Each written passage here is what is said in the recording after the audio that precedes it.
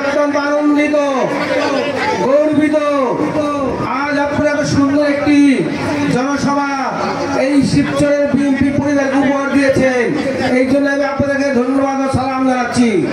আজকে সালাম ও শুভেচ্ছা জানাচ্ছি আমার মঞ্চে উপস্থিত আছেন শিবচর উপজেলার সংগ্রামী আহ্বায়ক শাহেদ খান সহ আহ্বায়ক কমিটির সকল নেতৃবৃন্দ, পৌর কমিটির নেতৃবৃন্দ চালিত হয়েছিল।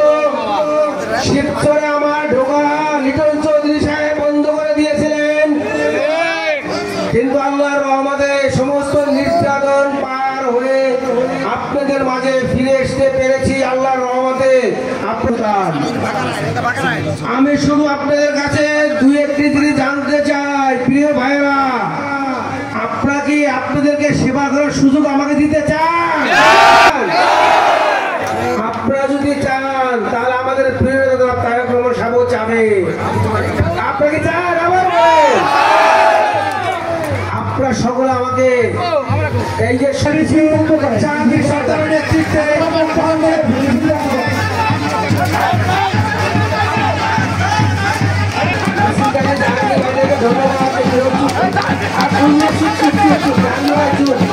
বাংলাদেশ স্কুলে শেখ হাসিনাকে বিতাড়িত করতে পেরেছি। শুধু নির্বাচনের দীর্ঘ মাস বলেছে বর্তমান সরকার, কিন্তু এখনো সংখ্যা কাটেনি। নানা ষড়যন্ত্র চলছে। এই জামাত, এনসিপি এবং তো সরকার, বর্তমান সরকার ক্ষমতায় বসেও নানা ষড়যন্ত্রের সাথে লিপ্ত আছেন। আপনারা জানেন বিহার পদ্ধতিতে কিছুদিন বাহানা করেছে, সেটা বানচাল হয়েছে। ছাত্রদের দিকে দল বানিয়েছে, সেটাও বানচাল হয়েছে। ইসলামের সংগঠনগুলি এক করেছে, সেটাও বানচাল হয়েছে। এখন নতুন করে 3 দিন আগে একটি কাজ করে দিয়েছে, সনদ দলিল। আমরা বিপি পরিবারের সহ সকলে সিগনেচার করেছে ও সাইন করেছে। সেই সাইন করেছে যেই পেজগুলোতে তারা ফাইনাল জমা দিয়েছে, সেই পেজ অন্য কোনো নতুন করে চেঞ্জ করে কত বড় জালিয়াতি বর্তমান সরকারের সহযোগিতা হচ্ছে। তাই বন্ধুগণ, নির্বাচন নিয়ে নির্লক্ষা চলছে।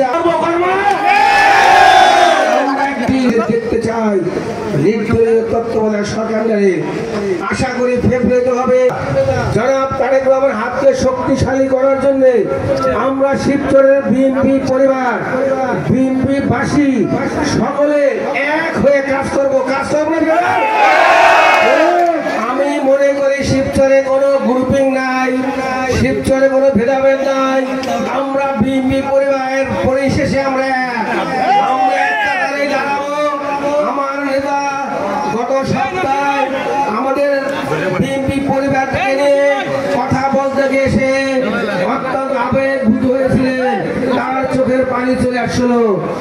তাৎক্ষণিক আমরা চিন্তা করে বলেছি, আমরা যতদিন বাঁচি আমার নেতার একটি কথার বাইরে যাব না, নেতার কথা অক্ষর করে পালন করব। তাই আমি আশাবাদী আমরা শিবচরে যারা বিএনপির আদর্শের বিশ্বাসী,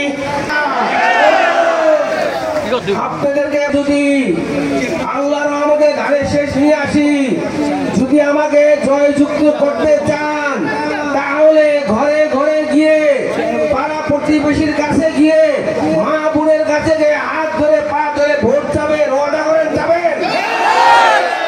আমাদের সকল আশার একটাই শক্তি, সেটা হচ্ছে ভোট। আপনারা যদি ভোট না চান তাহলে কিন্তু ভোট আসবে না।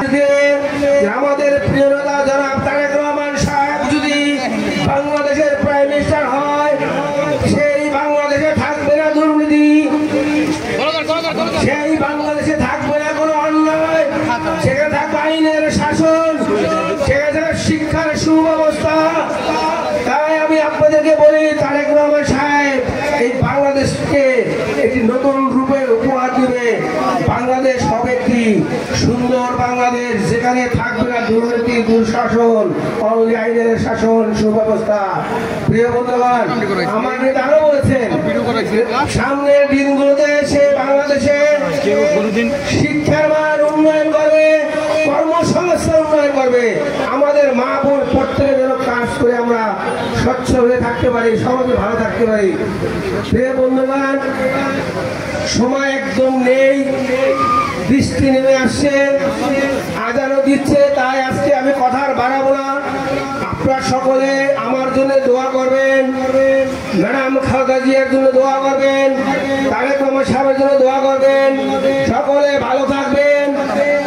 তারেক রহমান বীরের বেশে ফিরে বাংলাদেশে, বাংলাদেশের প্রাণ তারেক রহমান। সকলে